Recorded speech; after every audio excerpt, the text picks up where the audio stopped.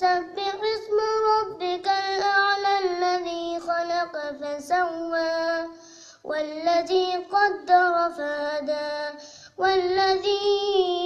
أخرج المرعى فجعله غثاء أحوى سنقرئك فلا تنسى إلا ما شاء الله إنه يعلم الجهر وما يخفى ونيسرك لليسرى فذكر إن نفعت الذكرى سيذكر من يخشى ويتجنبها الأشقى الذي يصلى النار الكبرى ثم لا يموت فيها ولا يحيا